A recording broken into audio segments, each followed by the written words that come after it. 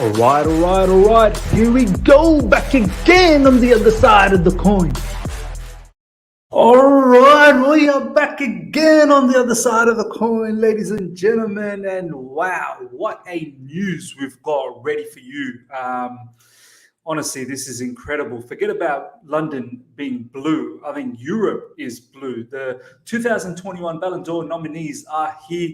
Some incredible names, ladies and gentlemen, in this particular list. But 5 Chelsea players, and there's actually 5 in the women's side as well. So overall, there's 10 out of the 50. So that's 20%. I mean, we absolutely rule Europe. And I mean, if you look at the list, 2021 Ballon d'Or nominees, there's some incredible names. You got Azpilicueta, Barella, Benzema, Bonucci, De Bruyne, Chiellini, Ronaldo. It's just Harry Kane, Erling Haaland, Lewandowski, Mbappe, Messi, Mount, Salah. I mean, it's just incredible, this list. But we're here to focus on the 5 Chelsea players that are nominated. And I want to share a small story on each one of these players and really showcase and outline how crazy their ride has been to make it to the nominations as well for 2021 Ballon d'Or. So, yeah, especially, players like Jorginho, Mason Mount, just 2 polar opposite sort of players in our fan base. People think very differently about both of them at times. And it's just crazy to just look back at their story as to how, they've developed. So let's get straight into this. So the 5 Chelsea players that are nominated for Ballon d'Or 2021 is N'Golo Kante, Mason Mount, Jorginho, Cesar Azpilicueta, and Romelu Lukaku. 5 Chelsea players make it in 2021 men's Ballon d'Or shortlist. This is straight from Absolute Chelsea. And an incredible news Twitter account out there. Do follow Absolute Chelsea if you get the time.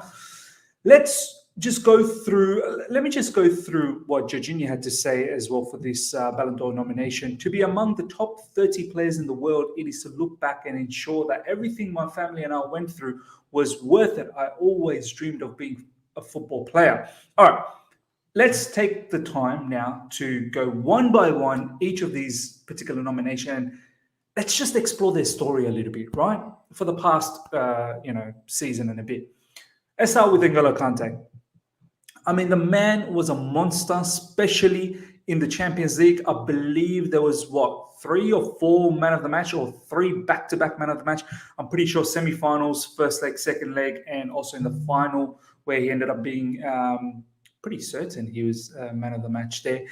But anyway, the bottom line is N'Golo Kante got a lot of man of the matches leading up to the end of that Champions League run. He was absolutely instrumental. His game was phenomenal. The way he was winning balls up front, the way he was an engine. Every manager out there that we were playing against was just saying that it was as if playing an extra man in midfield. And his time under Thomas Tuchel last season was absolutely incredible. And yes, there was injuries as well last season, the odd injuries, but he came good right at the end where we needed him, especially for that Champions League run where he's been a monster, absolute monster. So I'm not one bit surprised that he's nominated for the Ballon d'Or. Obviously, he had a very, very big part to play for our ride to top 4 as well in the Premier League, where when Thomas Tuchel took us, we were dwindling in that 9th, 10th position. And obviously for France in Euros, they didn't go that far, but still, he played some part there. Now, Mason Mount, what a story. Chelsea Academy product. A few seasons ago, on loan to Derby. Before that, Vitesse. Gets that opportunity under Frank Lampard in that transfer ban season. The first season does really well. Second season, whole heap of new players come into play. And, so many people had said that, the likes of Ziyech, Werner, Kai Havertz, all of these guys have now come in. Mason Mount's not going to get enough game time. When Frank Lampard got sacked, they thought, now Mason's definitely not going to get enough game time under Thomas Tuchel. And what does he do? He drops a, Ballon d'Or type of season. He also was very instrumental to our ride to the Champions League, a special goal against Porto. That goal against Real Madrid in the second leg was very crucial.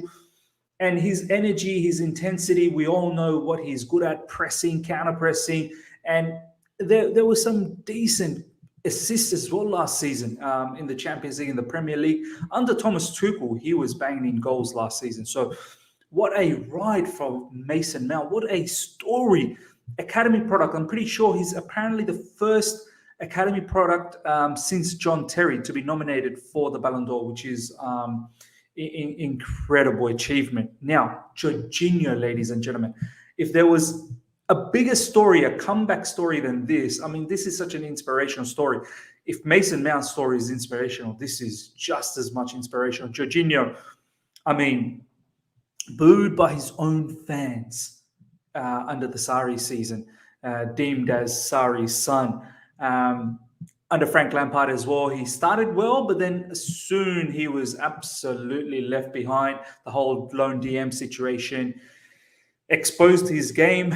I suppose Frank Lampard, the way he was playing, just didn't suit Jorginho. Thomas Tuchel comes in, and this man turns it a complete 180, 360, whatever you want to call it.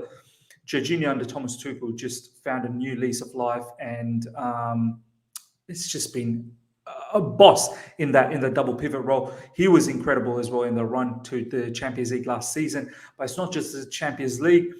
Won the Euros, won the Super Cup, Champions League. I mean, this guy's got the lot, and he's probably one of the biggest shots for this Ballon d'Or, in my opinion, out of the lot that we have here, because of the Euros that he's won. But what an incredible story from Jorginho. You know, he's said it many a times post, winning the Champions League. I remember him breaking down as well, tears for Chelsea. So many gestures. You guys will remember last season he was doing these ones, telling Chelsea fans to lift.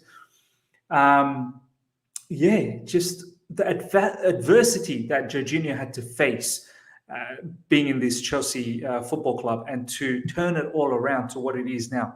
What a story, what a comeback story. Defied so many people out there, to a point where many now think he is a stupendous midfielder, especially when you give him the kind of style that Thomas Tuchel has. He becomes an absolute necessity in midfield. Cesar Azpilicueta now, what can I say? I mean, I don't remember Azpi dropping anything below 7. He's almost every game 7, 7.5, and then there's games where he gets more than that.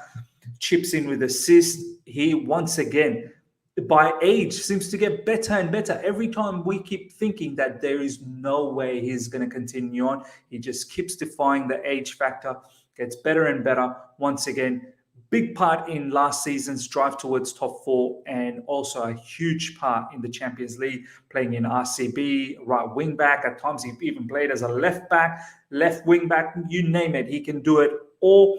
Thomas Tuchel, the first thing he said is, when he came back, I want to reinstate my captain, and that's exactly what he did. Romelu Lukaku, what a season he had at Inter Milan, winning the Scudetto, and really rediscovering himself and making himself that world-class striker at Inter under Antonio Conte. Was just banging in goals, and not just goals, was assisting as well. So I'm not surprised one bit that Romelu Lukaku, lighting up the Serie A, is also nominated in the Ballon d'Or nominations for 2021. Well, there you go, ladies and gentlemen. 5 nominations. Let me know what your thoughts are in regards to the nomination. Would you have any other players in there? I personally think Rudiger would have been a big shout as well. But out of these 5, who's your selection to win it? A couple of other news that I want to share with you guys is Edouard Mendy nominated for Yashin Trophy nomination. I think it's for the goalkeepers out there. He's been nominated amongst many other goalkeepers, the top goalkeepers in world football. This is what he had to say in Instagram. I'm very proud and honored to be part of the 10 nominees for Yashin. There you go, 10 nominees for Yashin Trophy. We won a lot of titles this year. It makes this season special. I mean, he's been another incredible transfer for us. What a coup from Peter Cech. Phenomenal coup. Edouard Mendy for Chelsea in the Premier League and Champions League in 2021. 34 games, 22 goals conceded, 19 clean sheets, Champions League winner, UEFA Goalkeeper of the Season, 2021 Yashin Trophy nominee. I mean, incredible achievement from Edouard Mendy. One of the best goalkeepers going around at the moment for me. Probably in the top three, I would have to say. If there's Edison, Alisson, there's Neuer, Oblak, I'd have to throw into the mix with Mendy there, top five, if not top three. The final news that I want to share with you guys, ladies and gentlemen, is N'Golo Kante returned to Chelsea training today after self-isolating, having tested positive. This is great news. He's back. Hopefully, we can have him back for the Brentford game. Honestly, I want him to now just get over all of these bad luck recently with the injuries. And now, obviously, with this illness, can't really do much about this. So hopefully this is the end of this and we can see him now feature a lot more. I think we need to manage him anyway, but it's good to have N'Golo back in training. Hope you guys enjoyed all of these news. Let me know what your thoughts are, especially for the Ballon d'Or nominations. And look out for the channel for upcoming stream. I should probably have a stream later today. And any other upcoming videos, do smash that notification button, smash the like button if you're here for the first time, subscribe, and make sure you comment. Would love to know your thoughts. Until next time, see ya.